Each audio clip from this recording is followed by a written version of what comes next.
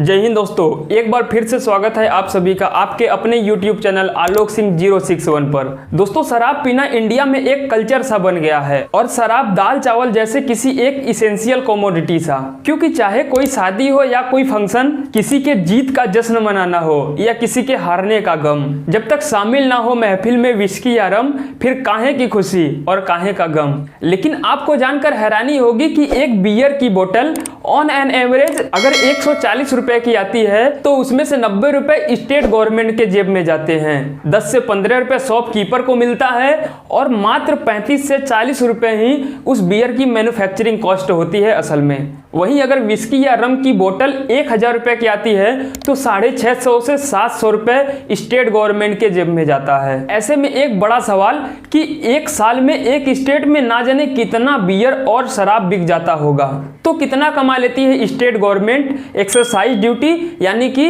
Beer या शराब बेचकर, और गवर्नमेंट कहां यूज करती है इन पैसों का। अगर बात करें उत्तर प्रदेश की तो वर्ष 2019-20 में यूपी गवर्नमेंट ने 31,517 करोड़ रुपए जुटाए थे और गवर्नमेंट इन पैसों का यूज सरकारी हॉस्पिटल में, रोड बनवाने में, स्कूल बनवाने में, किसानों का कर्ज माफ करने में, पब्लिक वेलफेयर के काम में और स्टेट के लिए काम कर रहे कर्मचारियों को तनख्वाह देने में करती है। क्योंकि देखिए, अल्टीमेटली गवर्नमेंट कमा तो नहीं रही है, ऐसे में जो भी रेवेन्यू होता है गवर्नमेंट का वो टैक्स के थ्रू होता है। दरअसल वो हर इंसान जो सांस ले रहा है वो टैक्स जरूर पे करता है, चाहे वो इनडायरेक्टली पे कर रहा हो या डायरेक्टली पे कर रहा हो। तो ऐसे में टैक्स दो टाइप से पे किए जाते हैं, डायरेक्टली और इनडायरेक्टली। डायरेक्ट टैक्स का एक सीधा सा एग्जांपल है इनकम टैक्स। इसमें अगर आपकी सैलरी 2.5 लाख रुपए से ज्यादा है तो आपको एक निश्चित अमाउंट गवर्नमेंट को पे करना पड़ता है। और दूसरा जो सबसे अहम जरिया है सरकार की कमाई का वो है इनडायरेक्ट टैक्सेस। अगर आप कोई कमर्शियल कमोडिटी खरीदते हैं तो उस पर जीएसटी यानी कि गुड्स एंड सर्विस टैक्स अलग से आपको पे करना पड़ता है। यानी कि किसी दुकान पर अगर कोई सामान आप 1000 रुपए का खरीदने जाते हैं तो आपको 1180 रुपए पे करना पड़ता है शॉपकीपर को। तो ये जो दुकानदार 180 रुपए एक्स्ट्रा लेता है ये कंज्यूमर से जीएसटी लिया जाता है। वहीं दूसरी तरफ अगर किसी इसेंशियल कमोडिटी की बात करें, लेट से नमक का पैकेट, तो प्राइस के जस्ट नीचे लिखा होता है इंक्लूडिंग ऑल टैक्सेस। यही रीजन है कि कभी 10 रुपए में बिकने वाली मैगी 12 की हो गई और फिर 14 रुपए की हो गई, और टाटा नमक जो कभी 18 से 20 रुपए में मिलता था अब उसकी वैल्यू 24 से 26 रुपए तक हो गई है। इसके पीछे का जो मेन रीजन है वो ये है कि जैसे जैसे पेट्रोल और डीजल के दाम बढ़ते गए, इन वस्तुओं को आप तक पहुंचाने में ट्रांसपोर्टेशन चार्ज भी महंगा होता गया और मैन्युफैक्चरिंग में लेबर कॉस्ट भी महंगा होता चला गया। और ये सब पे करना पड़ता है कंज्यूमर को, यानी कि जो सबसे लास्ट में खरीदता है, जो कंज्यूम करता है, उनको ये सारी चीजें पे करनी पड़ती है अल्टीमेटली। लेकिन कोई भी स्टेट गवर्नमेंट पेट्रोलियम ऑयल या फिर लिकर यानी शराब को जीएसटी के दायरे से दूर रखती है।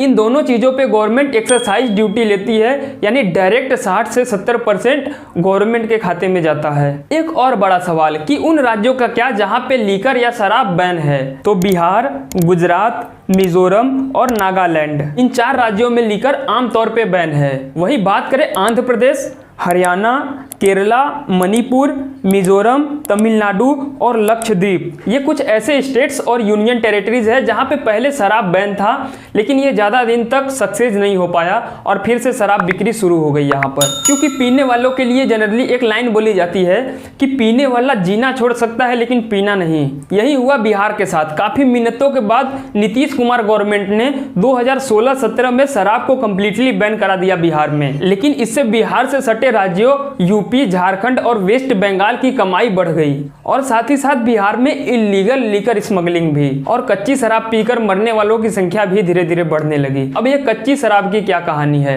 देखिए, शराब यानी कि अल्कोहल जनरली 2 टाइप के होते हैं। मिथाइल अल्कोहल जिसका केमिकल फार्मूला होता है CH3OH और दूसरा इथाइल अल्कोहल जिसका केमिकल फार्मूला होता है C2H5OH। बात करें मिथाइल अल्कोहल की तो इसे कच्ची दारू, घरेलू दारू, कहीं पे फुलिया तो कहीं पे महुआ के नाम से जाना जाता है। मिथाइल अल्कोहल को पीने से इंसान 24 घंटे के अंदर बुरी तरह बीमार पड़ जाता है या फिर सडन डेथ हो जाता है। वही इथाइल अल्कोहल C2H5OH को पीने से इंसान को नशा होता है और वो कुछ टाइम के लिए अपना सेल्फ कंट्रोल खो देता है। ये तो हुई बिहार की बात। अब बात करें गुजरात की तो गुजरात गवर्नमेंट जहां लीकर के स्मगलिंग पे 5 साल से 10 साल की सजा और 50,000 से 5 लाख तक के जुर्माने का प्रावधान रखी है। वहीं कच्ची दारू बनाने पर या बेचने पर डायरेक्ट फांसी की सजा यानी कि डेथ पेनल्टी का प्रावधान है। गुजरात में लीकर बैन होने से गवर्नमेंट को भले ही कुछ ना मिल रहा हो, लेकिन यहाँ के जो लोकल गैंगस्टर्स हैं वो शराब स्मगलिंग करके खूब फल फूल रहे हैं। और यही कुछ लोकल गुट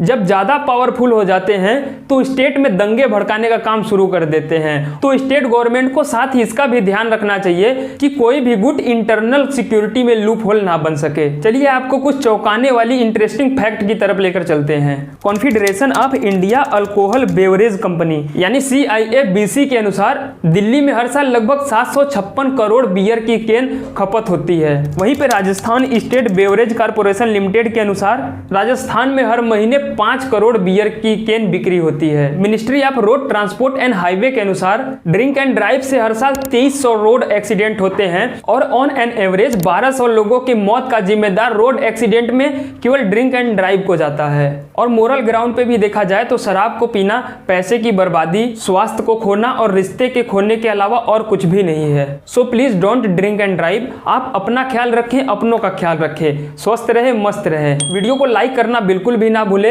और इसे अपने दोस्तों या फैमिली मेंबर के साथ जरूर शेयर करें ताकि वो भी अवेयर रह सके इन सब चीजों से। चैनल पे नए हैं तो चैनल को सब्सक्राइब करना बिल्कुल भी ना भूलें। मिलते हैं जल्दी किसी अन्य ऐसे ही रोचक और इन्फॉर्मेटिव वीडियो में। बहुत बहुत धन्यवाद।